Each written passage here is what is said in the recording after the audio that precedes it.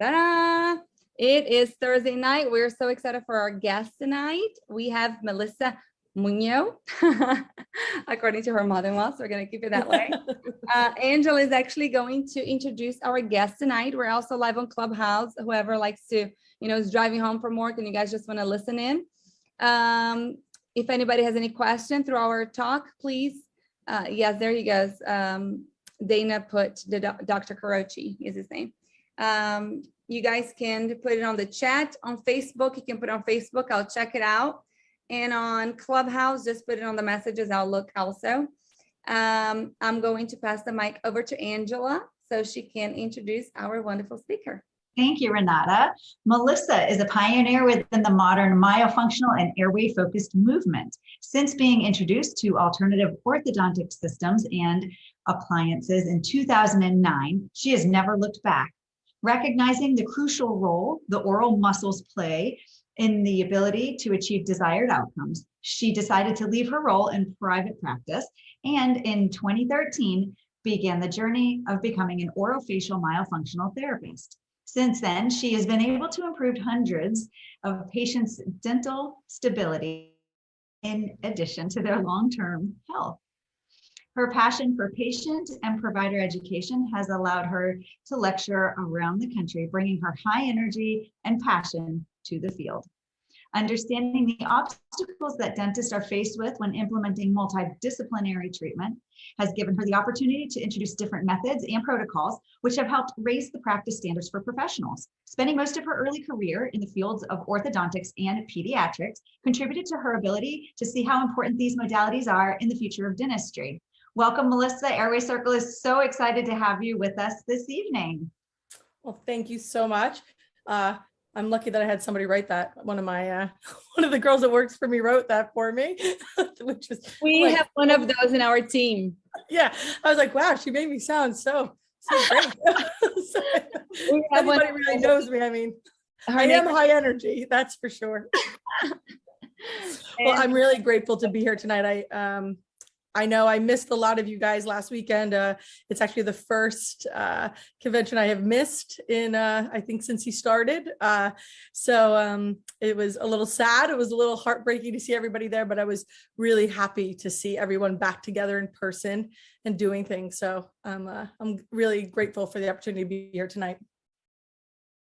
Perfect. Before we got on here live, you were just starting to tell us how you got into this. Do you mind sharing? Yeah, of course. It's an interesting journey. Way more unique story than maybe most other hygienists.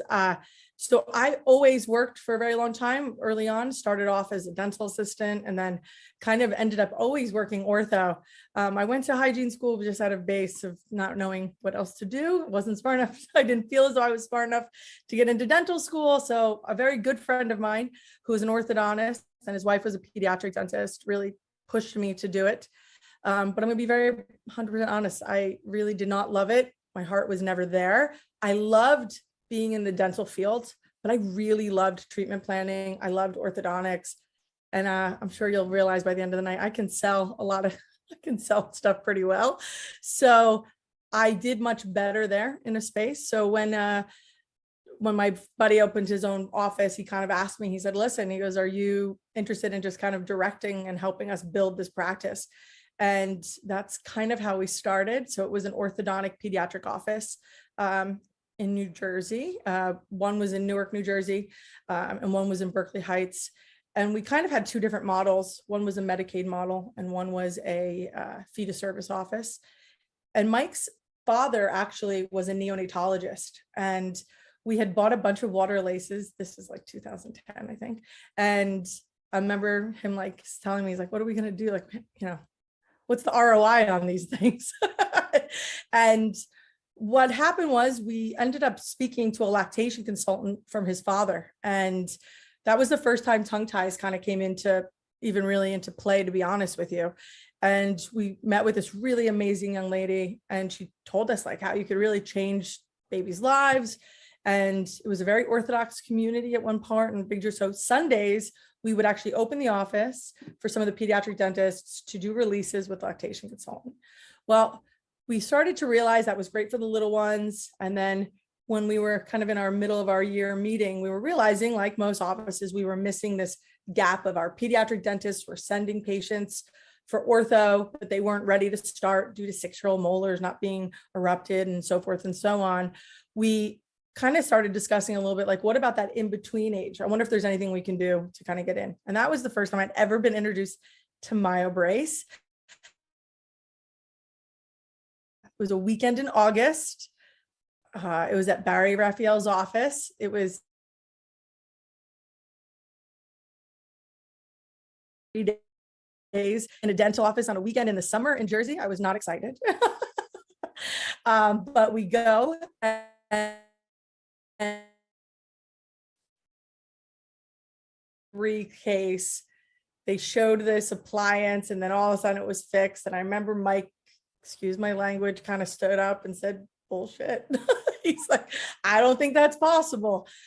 But I said, but maybe we should just give it a try, because patients, I don't know, at that point, a lot of parents were, I definitely felt there was a need. We were seeing a lot more enlarged tonsils and adenoids, and it was definitely discussing. And I had a mom once ask us, you know, you have all this state-of-the-art stuff, but I have 3 sons, they all have class 3 bites, and you guys, like, nobody has anything different to tell us. It's the same thing, right? It's just wait, you know, most likely they'll need surgery. There was nothing to offer. So I think that's kind of where it started. We started with MyoBrace and we started selling it, I guess, or implementing it. I hate to use the word sell, but that's how it felt at that point in time. And I did really well with it. I got the concept right away, right? Like it clicked. And then 6 months later, he comes into a room one day and goes, what the heck am I looking at? I go, their tongue? I don't know. It's like, he's like, he goes, it became almost like a chokehold in the office. We almost went so far, so quick and very quickly. And I was actually telling you, so this was a lot of Brazilian and Portuguese parents. And we had a staff of so many, and they were like, is this BS? Like, is this not work? You know, when parents wanted results, they were not okay with us not having answers. And that actually scared me a little bit. And I remember I would spend nights trying to research, understanding what these exercises were. It made sense, but it didn't make sense. It was a little all over the place. So I ended up on a plane out to see Sandra Colson, because I found out she was the one that originally started the exercise system for MyoBrace. And I literally, if you ask her to this day, I like knocked on her door. I was like, hey, and she was gracious enough to let me in. And I hung out with her for, oh my God, on and off for a little while, and kind of really broke it down and helped me. And that was the first intro to I didn't even go to take a course. I originally just was like, you got to help, I'm going to lose my job. And then that turned into a course and so forth and so on. And then it just kind of led from there.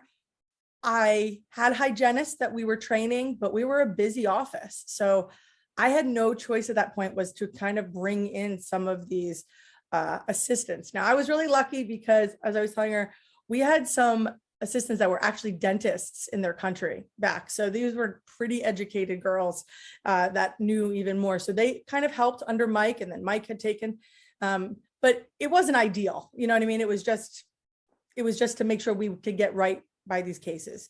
And then that kind of led on, and we kind of kept moving and growing with that. And then MyoBrace offered me an opportunity to consult with them.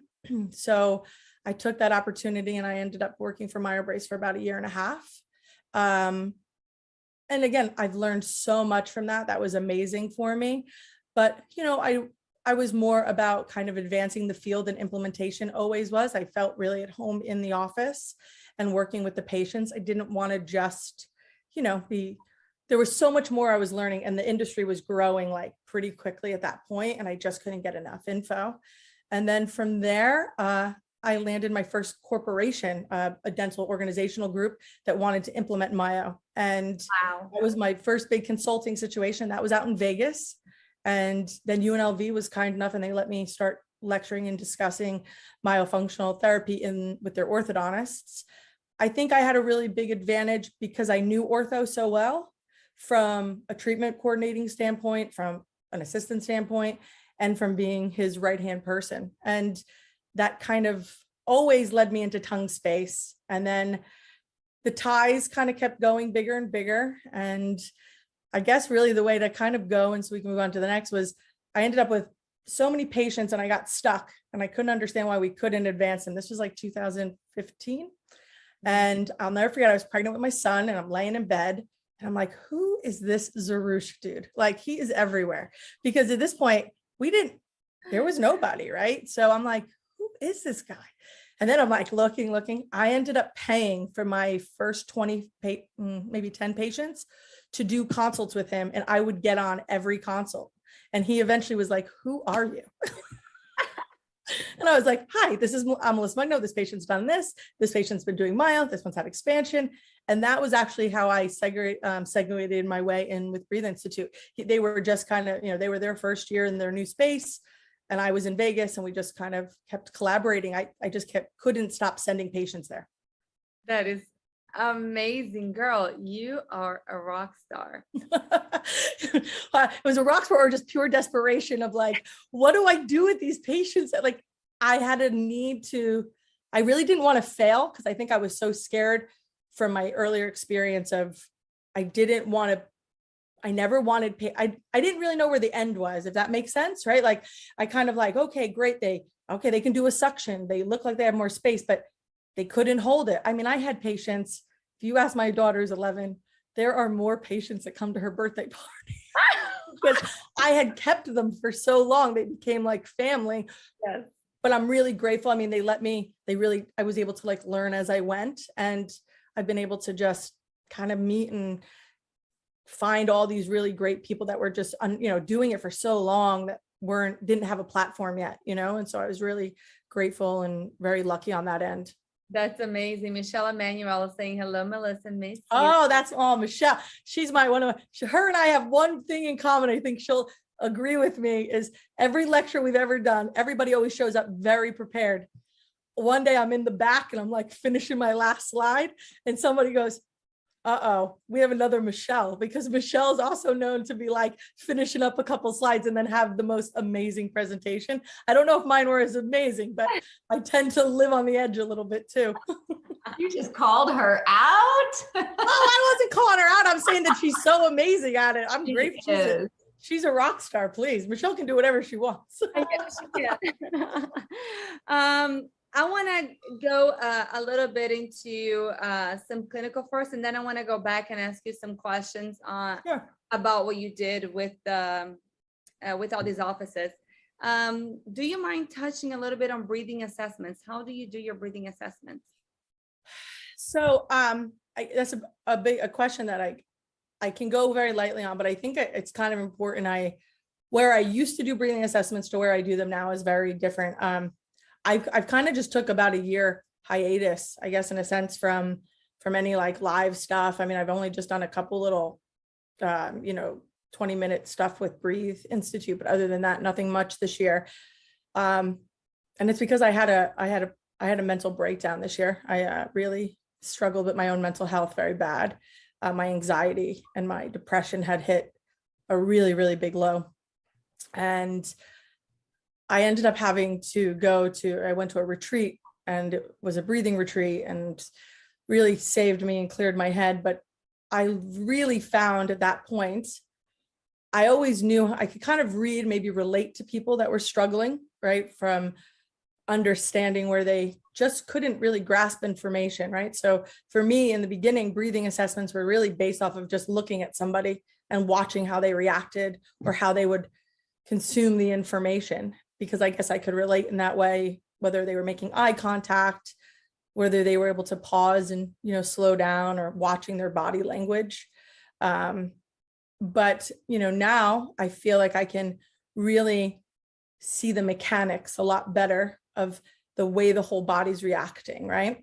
I have a much better idea of that. So I've incorporated more breathing techniques and things. Of course, Rose Alba is, one of the, please, there's not enough thing yet. Exactly. So some tidbits of her information, and then just my own experience, kind of correlating, bringing that all together. So one of the things I really work on is I'll literally just have a child or an adult just do a small little tidbit of a Wim Hof in the beginning. Now deep breaths in, breath out, hold, and then come out. And then once they've held their breath for either a minute or 2 minutes, as long as they can go that first time with not much direction, you usually can get a pretty big cue or visual of where they stand. Do they come in real quick after they come out and take a deep breath in their nose, or do they just bring it all through their mouth, right? That's kind of going to, like, I feel like, take a highlighter to show you where their breathing really lies in their normal life. That's kind of been my real tidbit. And laying on the floor at this retreat, laying there, and these people would come by as I'm crying and doing these things, and they kept just saying, just breathe, just breathe. And I was like, stop telling me to breathe, like, but it was exactly what I needed to hear to remind myself how the ability to take a breath and truly, like, nourish that central nervous system is just the tool for everything. And I actually brought genuinely, like, tears to my eyes as reminding, like, that is a lot of what we're trying to do. We're just trying to get all those mechanics back in place. And to help people be able to do such a natural, beautiful thing to help them in all aspects of life. So, I really take the breathing so seriously, which I always have, but I feel like it's just even more highlighted now. And I think, we'll go into a little bit of appliances, I'm assuming, or just talk about them. But one of the biggest things is, some of these dentists or providers that just give a myo brace to a child or to an adult and expect them to be able to just wear it is kind of, not ideal, because until you really check and evaluate and teach these children or adults what their breathing mechanics are and prepare them for what it might feel like to have that appliance in their mouth, it really can do a disservice. Melissa, first, I have to thank you for sharing with us. I feel like most of us here are mothers and wives and business owners, and people, a lot of people there do not really understand or see the struggles that we go through in order to be able to, be in front of our patients, giving our all, being over here, sharing everything we can. And we all know how difficult it is. Just tonight, our own group, we were like, who's gonna go live, because there was so much going on with our own families. So that really inspires us, and it really makes us all take a deep breath in. And like you said, be thankful for the moment. I am so thankful for each and every one of you that are making the time to be here, because even though we have homes to clean, food to cook, kids to take care of, plus our patients, businesses, husbands, if you have a husband, it is too much sometimes, but you still make time to be here and to learn together and to share with each other and to collaborate. So kudos to everybody who's on the call tonight. Let's take a screenshot of who's in the room. No, absolutely. I think it's a very overlooked situation. And one of the first times the last presentation I did at American Light Scalpel right before the pandemic was the first time I ever opened up and showed my own airway, right? And how small, I absolutely should have MMA. My airway is 4.5 millimeters. It's tiny. I suck air through a straw. And that has actually played out a very big, significant role in my entire life and the obstacles and challenges that I have faced between being diagnosed with ADD and ADHD. Like, the joke of all my patients is, like, I always say, like, I'm not just a director, I'm a member too, right? Like Hair Club for Men, but it's the truth. I think that it's what helps me relate more. And definitely, like, I also think, more education to these moms who, yes, we tell them, yes, your kid has all these issues, which, to me is almost sometimes harder, right?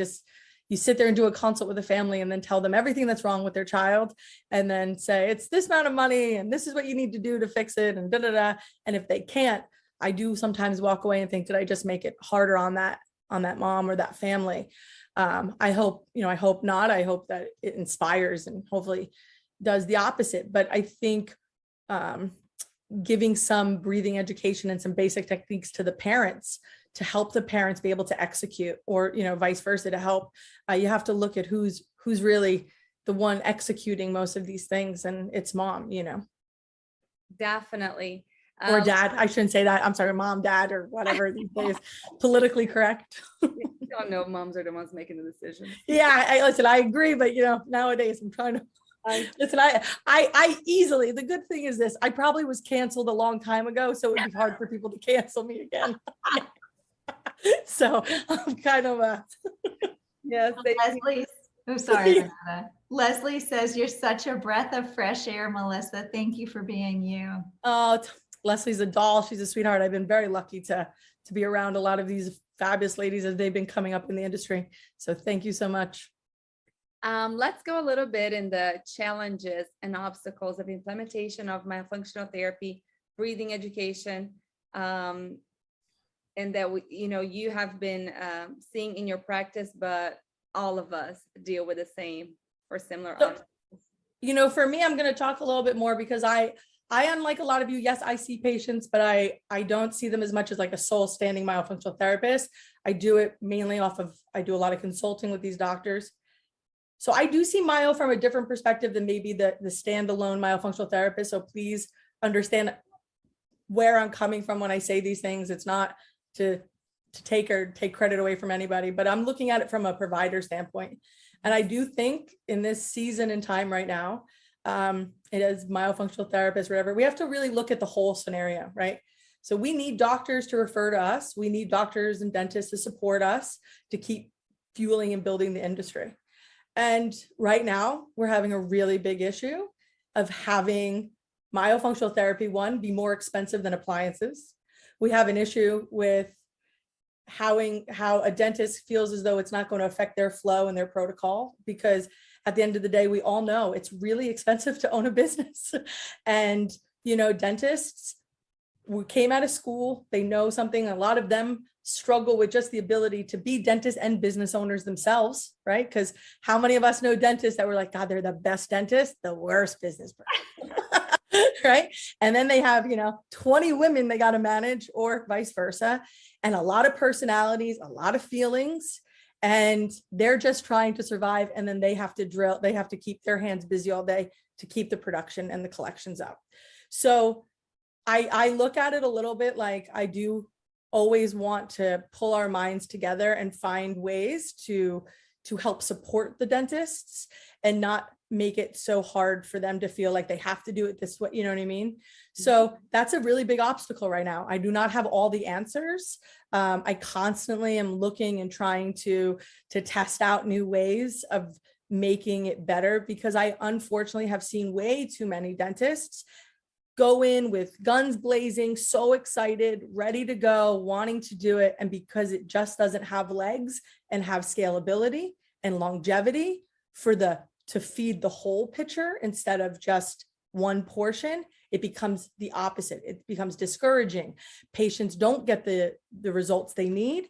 And then we end up getting a bad taste in our mouth for something that has such amazing work, like, and what is needed for so many things.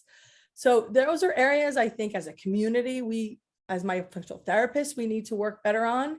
I think, like all things, sometimes you can't just look at it from your point of view. You got to put yourself in somebody else's shoes, and you have to look at it from their place.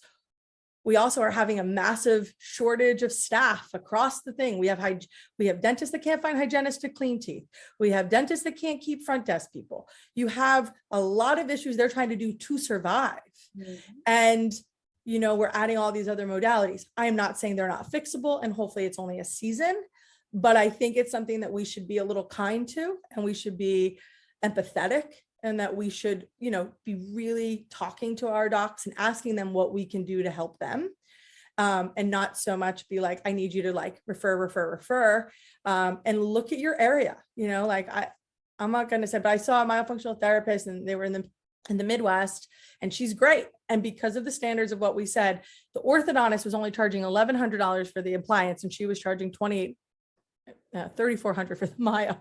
And the dentist is like, I of course I want them to do the myo, but mom's like, what, you don't want to put people in the position to pick, right? Because we're in the business of of trying to build team approaches and collaboration. So I don't know where everybody lies, but those are unfortunately some of the true issues and dilemmas we're seeing.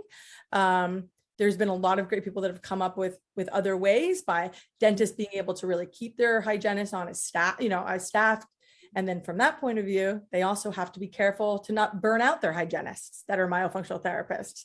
I've been in more situations where I'm like, oh, wow, you want her to clean teeth, do exams, clean instruments, and then do myo. And I see the schedule like clean, myo, clean, like that's not fair either, right? The patients aren't going to get great. So, more things like this, having these conversations, putting out that dirty stuff that you don't want to talk about so that we can brainstorm, what is this, 10, 15, 20 minds come together to think about something, you're going to come out with such a better scenario and solution for things. We have about 18 people here. We have 24 on Facebook and 5 people on Clubhouse.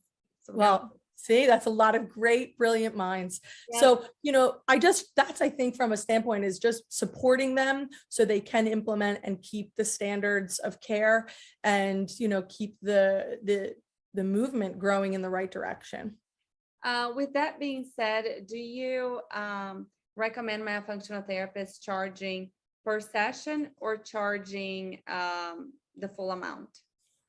So let's see. So 10 years ago, I can tell you each scenario in each way. Oh, it's a tough question. I've got to be honest, right? I think all of us know. I have recently just switched out of sessions. Like I've always kind of I used to always say it was 12 months, or, it might be 12 months. And I've always been hard with sessions because I never stick to my own sessions. If somebody needs to be seen more, I ended up seeing them more. And then, did that hurt my business model or vice versa? I feel like I've been trying to work more about trying to find ways to incentivize patients to do the exercises, right? Let's be honest. What's the hardest part of our job? Changing human habits and behaviors. I mean, this is not an easy thing here, people, right? Like people are not motivated easily, right? I mean, if you look at the sad part is gyms make more money off the people that don't show up than the people that do. Yeah. And we don't want our model to be like that. I'm sure everybody's here not to do it that way. We want to do it, in a situation where hopefully people are doing it because it's the right thing and they're getting out of it what they need. I think in a perfect world, really, I think more procedures have to be included. Like you cannot do this if you don't do this. Yeah. I think that's one of the biggest things, like having this expansion without this isn't an option, right? Like, that's my perfect unicorn world where, myo goes with everything and we come together and we find ways to treatment plan that as one-on-one, more together, really bringing those standards. But currently, I think maybe charging more upfront, allowing them to make certain payments and separating the payment plan from the treatment itself, kind of like the ortho model, right? And sticking a little bit in that way might be an incentivize for parents. I mean, I go back. I've also tossed and turned the idea of saying, listen, 3 months, this is how much therapy you get. If you get as much done here, then, can you push? But that's not ideal either. It's a tough call. I'm not going to lie. I wish I had a perfect answer for you. And I also think it's a little bit individually based. Well, I just, I brought it up because you mentioned of how much it can cost. Just this last week, I saw 2 different patients. One was 5, the other one was 7. And they both wanted, myofunctional therapy. And after the consultation, I was like, no, it's not time for me to start right now. You need to go see this patient. I mean, this or first, or ENT first, or a feeding specialist. What you're looking for is not really much.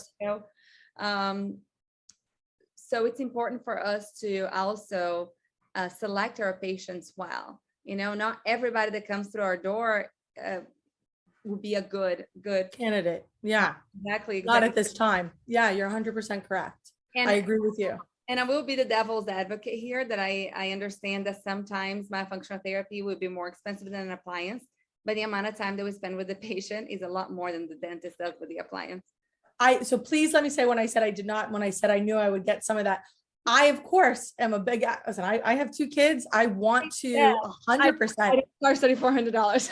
No, I am in no way saying that the cost of my, I mean, maybe the appliances have to go up. I'm not saying one isn't. I know the value of Yeah. what we do and how much time and how much prep work and how much of what we need to bring to it. So I'm in no way saying that it has to go down. I'm just saying these are the issues that are at hand, and there isn't a perfect answer. I know for a fact, every one of us have been in a situation where the person might have wanted to do it or they've had choices. I'm looking at it from a provider standpoint, not as a myofunctional therapist. Sometimes being a consultant, I have to take my hat off and go from that point of view and not as a therapist. So, right, that's the hard part. Trust me, as a therapist, I want to charge exactly what it's worth and get my time value. It's time away from my kids and my family. So I don't, it's a double-edged sword without a doubt. Not in any way. I have had patients that said, you know, Renata, there's just no way I can afford this. And I'll just refer them to somebody who takes insurance, you know, well, maybe you can look at these options. Maybe, you know, always, you know, maybe insurance can pay for the some of the appliance, or maybe we can look for a provider here or there, or let's do this first and then we'll come back to therapy. Or, you know, there's always options. I'm always. And you were right. I mean, I've been lucky enough. We've been a couple of doctors. I said, you know, team up with some good speech therapists that do really good myo. You know, I always encourage, you know, maybe if they have a speech issue, they can work on at least the basic foundation and then they can come back and do a different version. So there is options out there. I just, you know, it's how do you present them properly to make things scalable and, you know, make sure you still can keep the standards and the guidelines intact. Definitely. You talked a little bit about refocusing after a short hiatus. Would you like to mention? Yeah, I mean, I think I kind of talked a little bit about it. It's just more definitely about the breath work and I don't, you know, like breath work is such a buzzword right now. I don't want to just tap into that. I think it's more just being mindful and as, you know, as cliche as thing is doing therapy again with a little bit more of empathy and love, being a little more softer and reminding myself why I'm doing it and what's the real reason for doing it. You can easily get caught up into what, you know, the grind, I guess. And I kind of started to lose balance, you know, and when you lose balance, you start to forget. And taking the break has made me such a better therapist in a better place, because I feel like I'm really able now to be back in a position where I hadn't taken on new patients in a year. Like I would, you know, finish the ones I was doing. I was still doing consulting because I didn't have the passion for it. Right. And that wasn't fair. And I just did a couple consults and I was like, it felt good again. Like it felt good to be in that seat. And, I'm looking at habits in such more of an empathetic way of seeing that there's a whole journey that got that patient there, or, you know, living in that world of structure, function, behavior, realizing those behaviors didn't come out of nowhere, and having more grace with the fact that they didn't know about this. Maybe nobody told them, maybe they didn't have the means or their parents or whatever. And kind of lowering the tone of acceptance and saying, listen, it's okay, you know, and we can take it at your own, you know, we can take it at a pace that feels right for you, and not so much hammering, this has to be done, and this, and trying to, yes, you need to know where you're going, but trying to enjoy the process of getting there a little bit more. That's wonderful. Angela, do you want to read one of the questions? And while you're pulling that up, I do want to share something that I've done with several patients. So I do choose to charge per session. I feel like just my practice works better now. I feel like it's a little bit easier on the parent. They're not so nervous to give that big chunk of money without knowing if it's really going to work, if they're going to enjoy it. I am super laid back. I mean, I tell them, you know, listen, if you 3 sessions in, you don't want to do this anymore, it's not a big deal. Like, I still love you and I'm still here to, you know, help you if you want to come back. That's actually really beautiful and very nice. And that it's really nice to hear that, right? Like, that's great. That's probably why why you've become so successful. I don't charge anybody cancellation fees. Things happened and I don't really get that many cancellations, really. I don't. That's really. amazing. Yeah. I'm just, and I talk to all my patients. I'm a mother first. I know that, things are challenging and there's so much going on. And I have in instances, for example, when a patient needed cranial osteopath visits, and they were like, there's no way I can do both. So I would say, okay, well, here are only 1 or 2 exercises for the next 4 weeks. Okay, already set up. This is what you're gonna do because I've been seeing you for 8 or 9 weeks.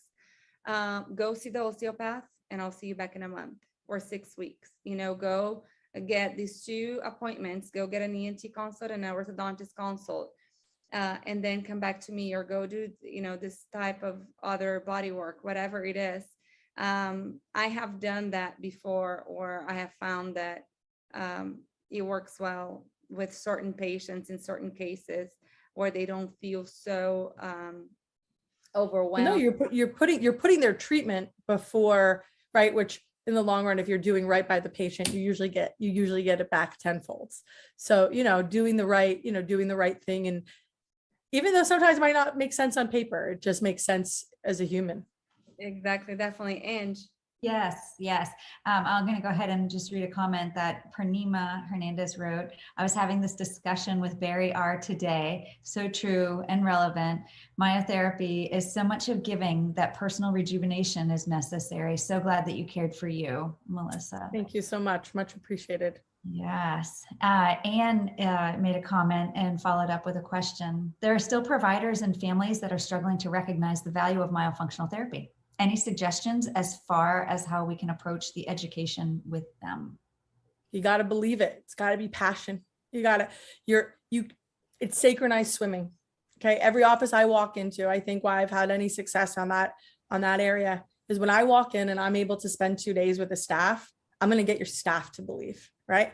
I'm going to make your staff walking out like, my kids, I can't believe I didn't do it, right? Like, I'm going to make them or that's what I look at, right? So if I don't do, that's what you need to do. You can't, if you're going to do it and you need your whole team to be behind it, right? Like, you don't meet me. I think if Layla here, if I'm in a bar and I see a bum, I'm going to make sure that bartender knows you have a tongue tie. Let me help you. Like it's high five. Yeah. Listen, I don't know if Layla's around, any of them around, but they always say to me that if I just could have a practice at a bar, I'd be the most because there's not a restaurant around or someone that I haven't told. But actually my daughter begs me, I'm inviting a new friend over. Please do not look at her when she's sleeping or like look at her mouth and then just like her just normal. I'll tell you, my daughter knows not to bring a really bad mouth breather over. I'm just joking. No, I'm just joking. Oh my goodness, but that is, I think the biggest thing is, right, if you're going to bring this in and you're going to really implement it, you have to make sure your staff from the front to the back to your providers, this is not something I don't want to discourage, right? But I guess I do feel if you really want to do it and you want patients to buy, it has to become a way of treatment planning. So if you're a general dentist, you have to be talking about somebody's gingiva that because they're, the mouth breathing could be contributing to that. You have to be talking about this, decay or sealant staying on because of the oral health. You have to look at the whole child, the whole health, right? And when you start treatment planning like that, and you're looking at your entire patient and everything you do in your practice is about that whole patient, it will follow. The education becomes second nature. It becomes the script. It becomes who we are. We're not just dentists that do myo or have, we also, our services are frenuloplasties, our service are this. We service the entire mouth and we do whatever we can to support oral health. And therefore we make sure it functions, that your behaviors are being recognized and the same thing, even if they don't want to hear it. And I bring it back to hygiene on this. How many of our patients never flossed? But we would never stop telling them, floss, right? Floss like a thing, right? All of that. And you keep bringing it. Eventually, it will become standard. If you go back to 2009 to today, I can't believe how much myofunctional is out there, how many therapists. When I came home and told my family, told my husband, I'm quitting my job. I'm going to go work with these appliances and work on people's tongues. My husband was like, that was a test of our marriage. And the question was genuinely like, you're going to do what? Like, I'm like, yeah. I'm like, he's like, so people are going to pay you to click their tongue. And, in Jersey, please, come on, these are hard-minded, but it's going to be uncomfortable. It's okay. Keep doing it. Keep hashing it away. I mean, it takes 30 years for things to completely change. We're halfway there. Melissa, you were talking a little bit about your Airway team, your dental office. How do you build staff understanding in the office and Airway focused teams in the dental office? Does that make sense? I think it kind of goes back to a little bit of what I said. It really is. All right, let's go a little bit deeper. I think a bigger thing is communication. Unfortunately, a lot of dental offices do not have great communication. I don't mean that to be rude or to anything. I think it's a big issue across the board in multiple industries. There has to be a captain, there has to be a leader. So depending on, I think the most successful offices we've seen that have implemented really well also really implement other things really well. And they communicate really well. And the doctor or whoever the captain of that ship is, or the director, could come in and say, we're going to implement aliens, and they would do it really well because they have a structure in place, that there's a vision, there's a model, there's a plan, and you follow somebody that you believe, right? And that's what happens. And that is not easy, right? I mean, there's not a bunch, there's only a couple multi-billion apples, right? But like, let's use the example of Apple versus Mac, or Apple versus a Windows-based computer, Macintosh. Sorry, I was my train of thought. Thank you. Right. Apple, by far, everybody would say that's the superior product, right? But actually, the other one's probably a much better product. But the problem is Apple has built a vision, a brand. You use an Apple computer, please, you open up that computer, that Apple, that stands for something. That shows what kind of person you are, right? That's the why. You want to be somebody who has an Apple, right? So you don't care if Apple does TV or if Apple does music or if they do computers. You'll do whatever they want you to do because you trust the brand, right? That is difference, right? It doesn't matter if you're the best doctor doing the best thing, but if you don't have that buy-in, that feel, and that's something you have to try to work for. And I think that's what really separates the people and separates the docs that can really, really make that implementation in the world. Wow. I just wanted to mention that Suzanne Robertson said that she's been at a bar with you. Oh, yes, she has. She knows. I'm afraid most of these people have been at a bar with me. Renata, I think our turn is coming up. Yeah. I promise you'll all walk away with a new patient. There'll be a return on your investment. So funny. I was going to say, I think that the best practice that I have seen that closeness with, and that where everybody supports each other, that he has a fantastic team because he is exceptional, is Dr. Depeche. Okay, so actually, Depeche and I are very good friends. I've been lucky enough. I've been out by him, and actually Tara Urson became very good friends with him during their time when they took their course. And Tara and I had went out there, and we got to spend time. And Depeche and I have been together numerous times. Depeche is absolutely that guy, right? Like he's in it for a bigger picture, a vision, his practice. His staff will follow him into a bar, into anywhere, right? Because they know at the end of the day, why are we walking through the kitchen? I don't know, just follow him, right? Because there is a bit of him that is a really good business person, right? And I don't want to take that away, but I tell a lot of people from a consulting point, I do think in dental, we really suffer from something that people don't talk about, is that, in medical, anyone can own a hospital or a medical office, and then they can hire really great professionals to do the treatment and take care of the patients. But then a really great business person can run the business model. In the US, that's not possible for dentists. You have to be a DDS or a DMD to own a dental office. So you really put them in a position where they have to be providers, and they had to go to medical school to be really great to go to do that. But no one really, I mean, I know now they have some of it, but just because you can do that doesn't mean you can run an amazing business. There's some people can do both. I think that's a real big obstacle and hurdle that we struggle with in dental. And I genuinely have empathy for a lot of dentists that are just so good at their craft, but maybe that's just not their passion, is to run an office. And then unfortunately, these dental organizational groups do not do, that's sad what they do to some of these dentists. You know what I mean? That's not an ideal business model either. So, I think we have some areas that we could really work in just to, strengthen that industry in a whole. Definitely did it. Oh, I thought I had lost voice. Dr. Depeche is trying to to turn on his video. Oh, I don't want to see his face. No, I'm just I just sent you an email, Dr. Depeche, with the link. He just wants to talk to me. He just can't let me have the spotlight. He's always got to take. No, I'm just joking. Let's see, what protocols have been the most difficult to implement? We talked a little bit about protocols. How do you advise them to help with patient education, understanding, and acceptance? We talked about that often. But I know we talked about it, but I think one of the best ways is to really start simple, right? And get the basic foundation down. Hey, buddy. Here he is. Yeah. Hi. The man with, have you met the little man that's taking over the world? His son is right behind him. Do not be. Hey, did you see that picture? Yes, with him doing the teeth. Yeah, his son. He's changing the wires out. Yeah, I know, taking the wires, doing your daughter's braces. Most dentists have to worry about like who's going to take over their legacy. This kid's probably already doing work in the back of the office. Wow. I work for a dentist. Oh, Dr. Depeche, Dr. Moeller. Chris, daughters were doing the CEREC crowns when they were like 8 years old. They did all the crowns for the office. Yeah, you got it. Listen, nowadays you got to keep it in the family. You got to go.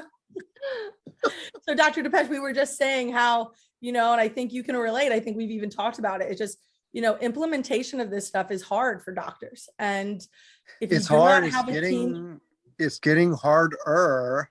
We just talked about that. Because of all the stuff that's going on with COVID has not helped us. There's been areas that we've grown in some ways, but from an actual productive industry in the office, from actually delivery standard procedure, we've really struggling there. We're struggling with staffing, we're struggling keeping, and I don't mean to please when I say about the finances. I'm just saying we're seeing inflation go up on a lot of things, and maybe inflation is a bad word. Things are raising. It's how do you keep up with that? And are the consumers prepared to keep up with that? And will they opt out and maybe pick and choose treatments and not, always be able to get exactly what they need? And sometimes shortcuts can lead to more of a disaster. And I think that's something you got to just be careful of and be aware, but having the conversation and talking about it is important. But Depeche, Dr. Depeche, right? You think about it, you have a staff that I just said would follow you into the back of a bar and not even ask why. Yeah, no. But that's, you're blessed with that. And I'm sure it's because you created that environment. Yes, definitely. It's a reflection of who you are. If I was closer, I'd love to. Yes. No, we're entering a very, very, very difficult time now with the corporatization of dentistry, right? So now think about it. If 95% of dentistry becomes corporate, right? What do you think is going to happen to oral myofunctional therapy? It's going corporate. Like, look at just, think about that stuff, right? And then also with the new people coming in, the work ethic, the grind, they're not as, just in my opinion, hard working as like the older crowd or older generation, right? They're not going to have mental breakdowns and have to take year high because they have work-life balance. No, I was, I actually started off by saying to them I had to take a year off because mentally I genuinely really struggled. And I'm trying, I think being in different offices throughout the country, in different places, all over the place, I see things from very different perspectives. I'm very lucky that way, that from Miami to Denver to Portland, you know, to Texas, to Louisiana, all of these different areas, it does not look the same everywhere, ladies and gentlemen, right? And the Right. problem is, if we want to standardize things and keep everything moving forward, we have to be aware of everything around us, not just have, you know, goggles looking one way, and you have to have some flexibility, right? Again, empathy and understanding and putting yourself in somebody else's place and perspective and position will only make you better and stronger in your own stance and being able to feel confident in how you're executing it. I think that's one of the things. I think sometimes we don't get enough. I think people, I guess I don't want to say this thing, but sometimes it's hard to get on something like this and say things that none of you agree with, right? And that the whole movement is going to say, oh my God, you said that? You can't say that. This person's not going to like you. This one might not talk to you. You might be canceled. Like I said earlier, I'm already canceled. So what does it matter? So that's the truth. You have to be able to say those things and not be afraid, because maybe 2 people tonight or something will walk away and go, oh, wow, okay, somebody else is thinking it, right? Oh, then maybe I'll have a conversation. I'll call Dr. DePash, or, you know, I'll call Angie, I'll call somebody, and I'll have a conversation that will help me. And then we can navigate our way out of it as a team instead of just one person. This makes me so happy to be able to sit down in a place and have these types of conversations that need to be said. So thanks for being so open. No, and you're right. These conversations need to be had. In the bigger reason why is, I feel like now we're in a time period where everybody just hates one another. Right? Like nobody, I feel like nobody can really like get along and just talk it out. Listen, not enough people are drinking in bars, getting myofunctional evaluations by me, you know? Right. We need the leader. Work. We need the leader for the Pied Piper for all of us to follow. Listen, Depeche is what happens when I stop drinking so much and I don't go to bars. We start out, I'm just, you know, and it's actually, he's very right. Like we kind of stopped having fun, you know, like we stopped. I'm not saying as a whole, we stay very close knit now because we're concerned about our environment. Who do we trust? Who do we feel and have turned into keyboard warriors. Yes, it's awful. It is awful. And I used to be one of those people that I would see something be posted and I had to say something. Oh my gosh. And this last year, 2 years, really, I've been working a lot on my Brazilian mentor. He says, go take care of your life. So every single time now I see something like that, I'm like, go take care of my life. Like it does not pertain to me. Just move on. It doesn't matter if I'm going to put my opinion out there. I'm not going to change anybody, you know? So yeah. I appreciate you saying that. And I like, again, being open and honest about it. But, you know, actually, Dana, I don't know if she's still on here, Moon. When I first met her, or first kind of, she found me or vice versa, maybe I could be off, Dana, if I'm on, but it was in a group and somebody said something. I don't know if it was towards her or whatever, but it was a new therapist asking a question. And I'm telling you, these therapists pounced on her. And I said to myself, like, then nobody's going to ask questions. Like, then what's going to happen is they're going to just do what they want to do because they're scared and they're never doing. And I think I got on and I was like, hey, don't worry about it. We all had to start somewhere. Like, let's just ask. I mean, I think that is one thing about me.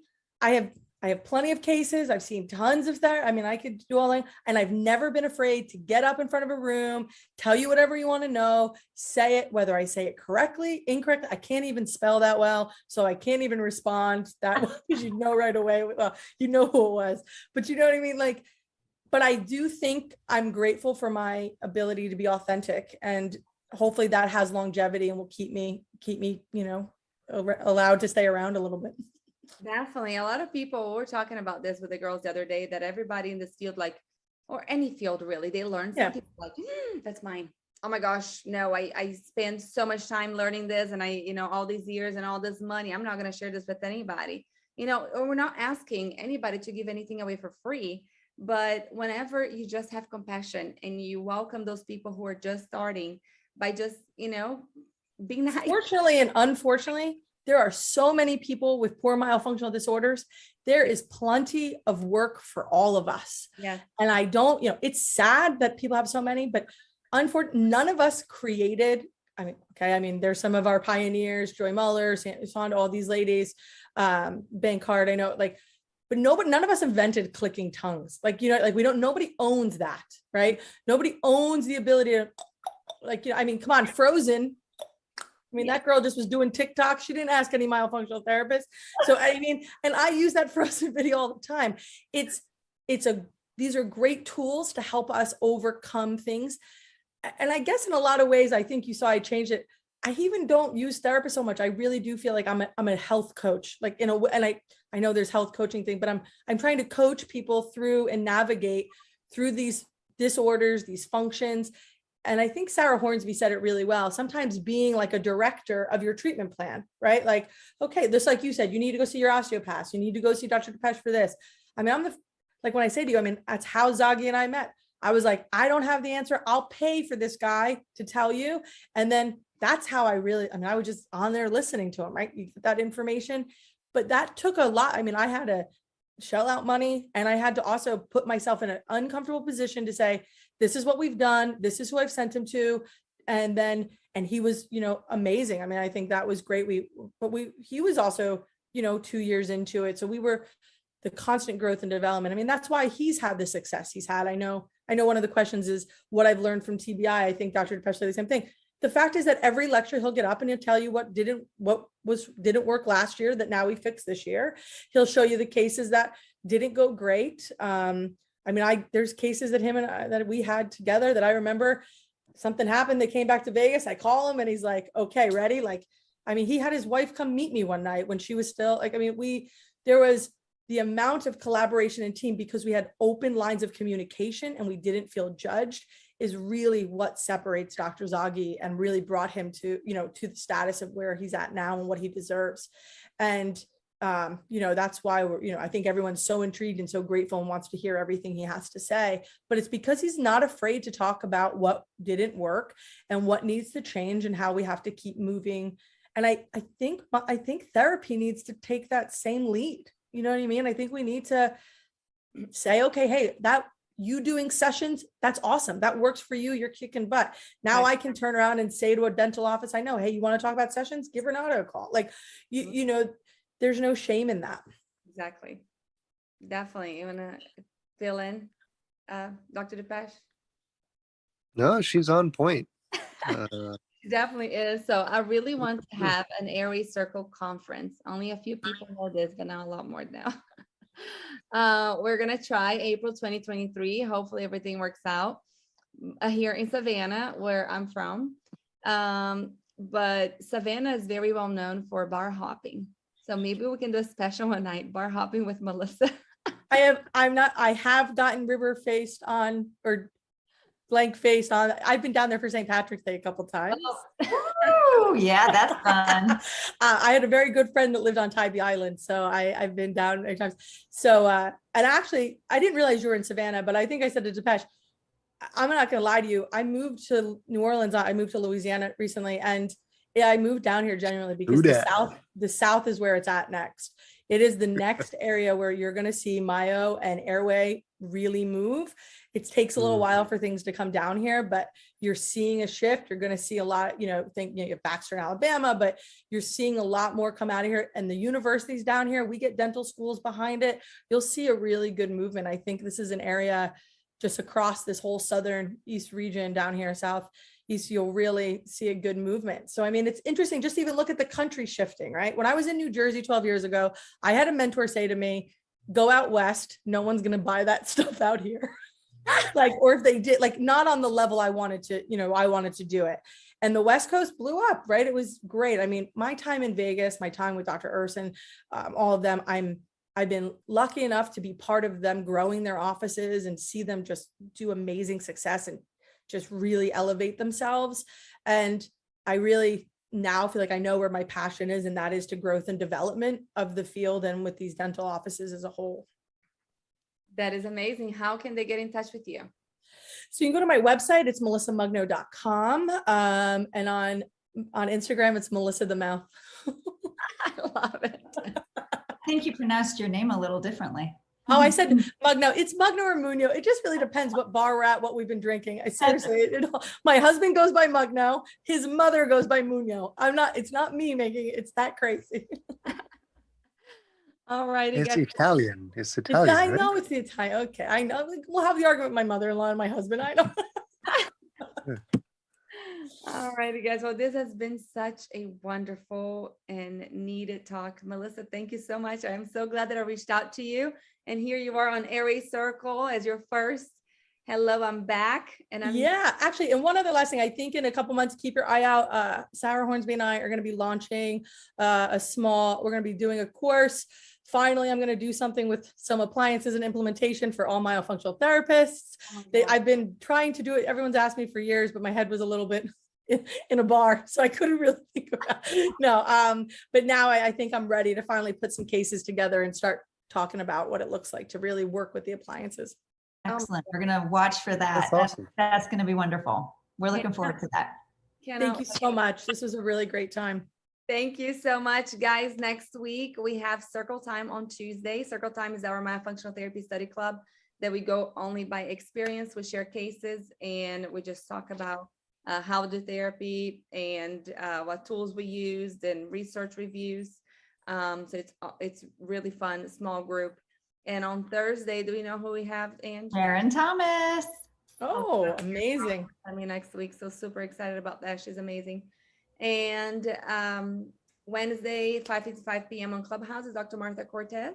And our podcast is launching March 1st. Stay tuned while we release the other hosts. There's right now, there's 3 different hosts for our podcast. So super fun. Thank you guys so much. Have a wonderful night. And thank you. It was great to see you. Yes, likewise. Yes. Thank you guys. Have a wonderful night. Bye-bye. Bye. Thank you so much. Bye-bye. Thank you for Bye-bye. being here.